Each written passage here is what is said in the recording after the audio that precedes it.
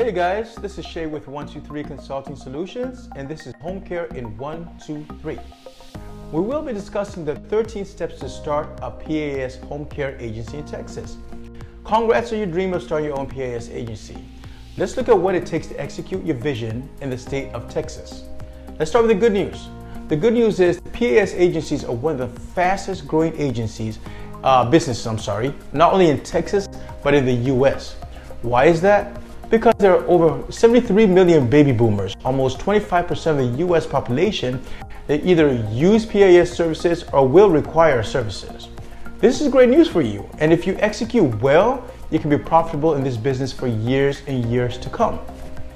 As I said before, my name is Shae, and I owned a successful home care business for over 15 years and crossed the $1 million mark a few times over. So there is a method to this madness. I'm here to walk you through it, okay? So let's start. What is PAS? PAS stands for Personal Attendant Services. PAS is a category within the Home and Community Support Services Agency, HCSSA, licensure. The licensing authority is the Texas Health and Human Services Commission, HHSC. Nationally, PAS is called home care, which is also referred to as non-medical care. So what type of PAS agencies are there in Texas? So PAS agencies provide assistive services to individuals in their homes, also in independent living facilities or assisted living facilities. One of the main goals that home care clients choose PAS services is to stay independent and live life by their own rules instead of moving to a retirement home that's controlled by staff.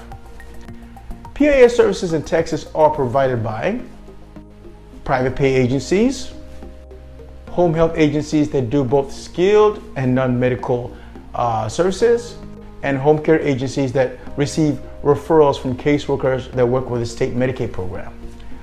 Also, agencies that accept referrals from MCOs, which include Superior, Molina, AmeriGroup, United, including the VA.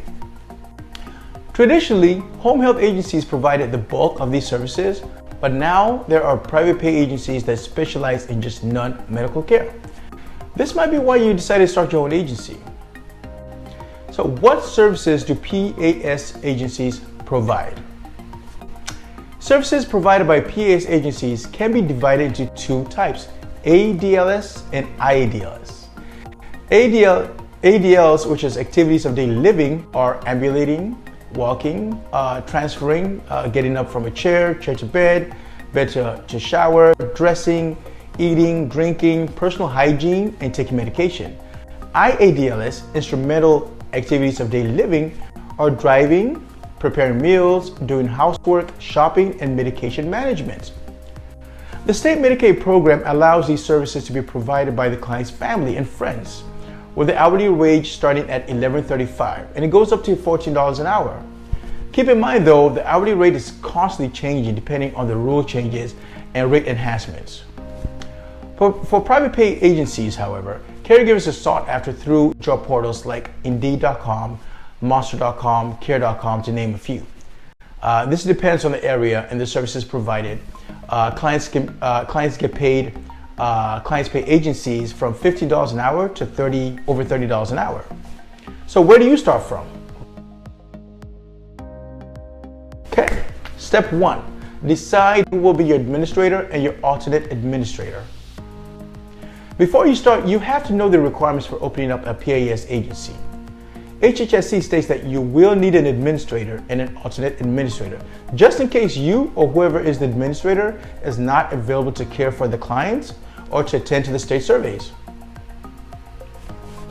The administrator and the alternate administrator have the same qualifications, respectively, which are that they either need to be a physician or a registered nurse, a social worker, or licensed nursing facility administrator. Or they need to have a high school diploma or GED and either 2 years of supervisory or management experience in a health-related setting, or 1 year of experience being a caregiver for a person with functional disabilities or dementia. Or it could be a family member or a professional or someone who's completed 2 years of full-time study study from an adequate accredited college or university in a health-related setting. Step number 2, decide on a name.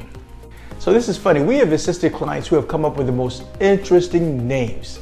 The problem is the name they choose either becomes a hindrance or it isn't a marketable tool. Always keep this in mind from the time you start your agency. You're in this for the clients, not for yourself. Home care owners, we've noticed, choose their names, use their own names sometimes, use names that memorialize family members, or use names that has nothing to do with what they do. Always keep your clients in mind using names that they can, number 1, easily remember, number 2, easily pronounce, and number 3, easily associate your business name with the services provided. We urge our clients to use names that begin at the top of the alphabetical list.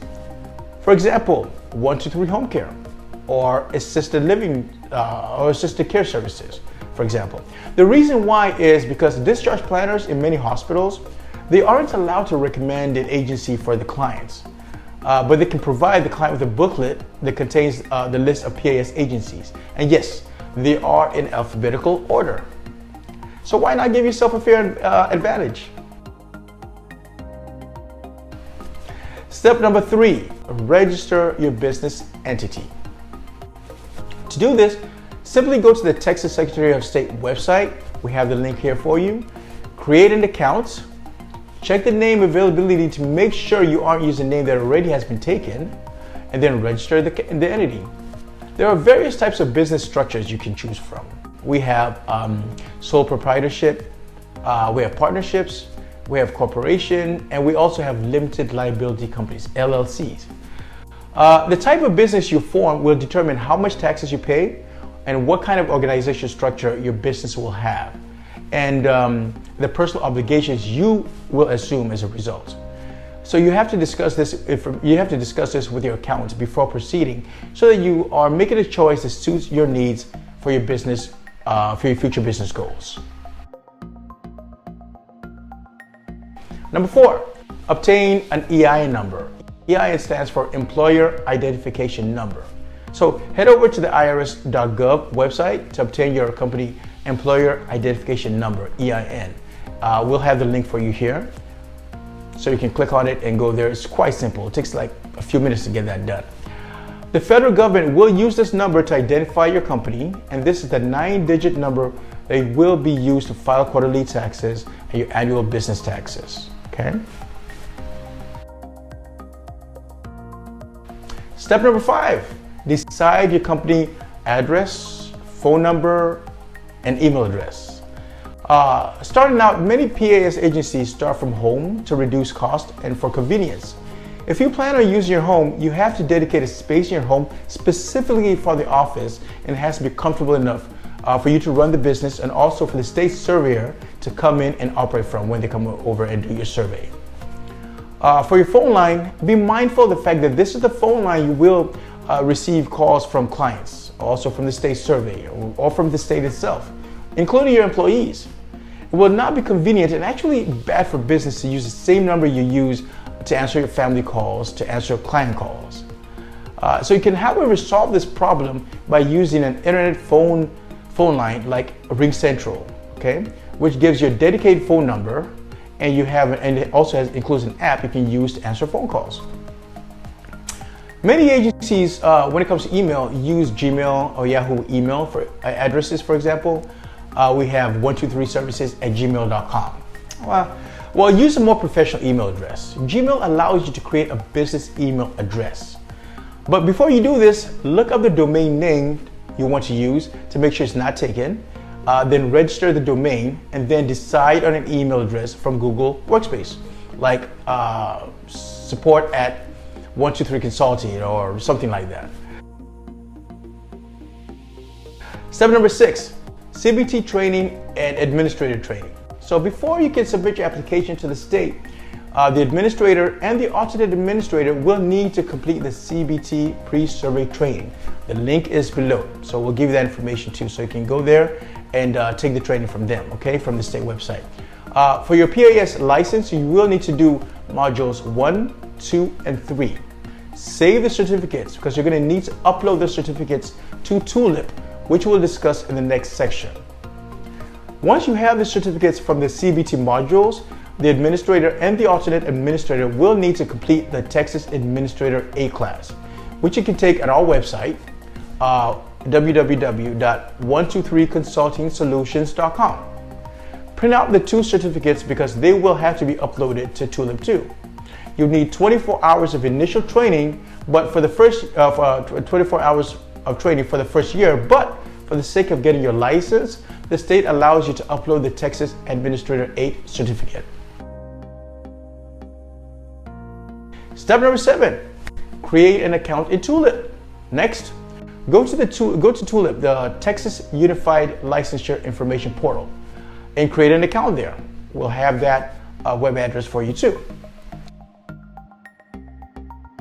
Step number 8, application submission. So before you submit your application, you will need to upload the following 3 policies.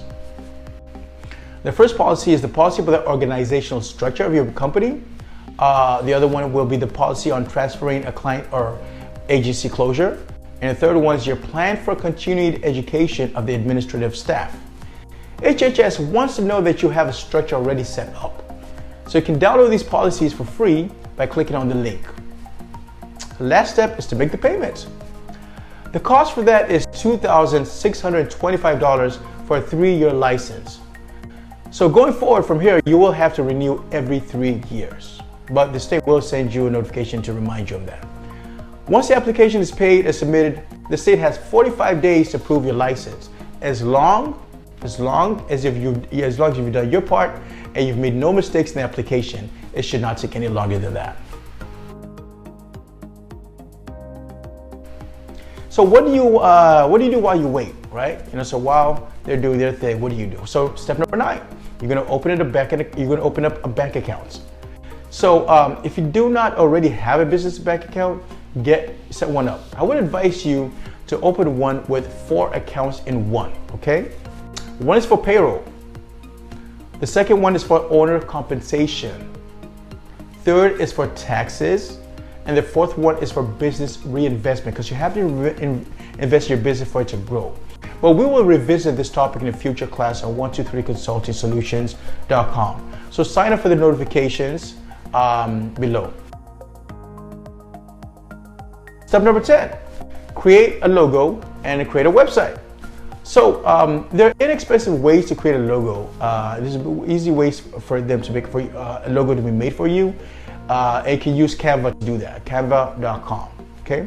But if you would like to use a professional, you can also do that. So you can head over to fiverr.com and find a reasonably priced one for $25 to $50. Your website is your digital business card and needs to express exactly what your company does.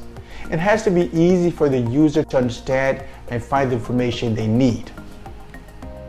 So we'll discuss that in our masterclass. Okay, we'll teach you how to create an effective website that helps you to get leads and it also helps you grow your email list. Step number 11, purchase or draft your policy and procedures.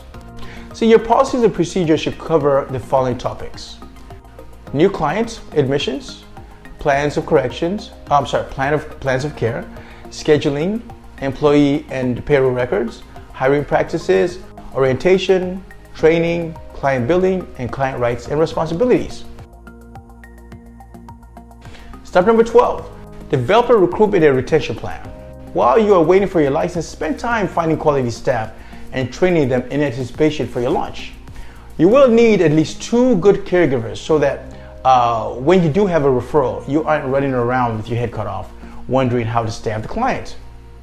You can train them on our sister website, www.quireapp.com, QUIREAPP.com.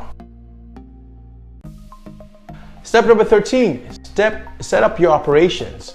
You need to set up your back office operations, including your accounting, your billing, your payroll, your scheduling, and your timekeeping software. Would you rather have a consultant help with all these steps? If you do, we're here. We're here to help you. We realize this can be overwhelming and time consuming. you might prefer to use your time making business connections with referral sources, and we believe that is actually the better way to go. So take this opportunity to give us a call so we can provide you a list of what we'll need to get your license, and also to assist you with your PHC contract and also your MCO contracts, including your policy and procedure binders. We have all that for you. Including, we have a class set up that helps you to teach you how to market your home care agency. So to call us, the number's down below. Also subscribe to our website, subscribe to our email list, and also subscribe to our Facebook group, okay? It's Texas Home Care Agencies, Start to Scale. We'll also have the link for you. Thank you. Till next time.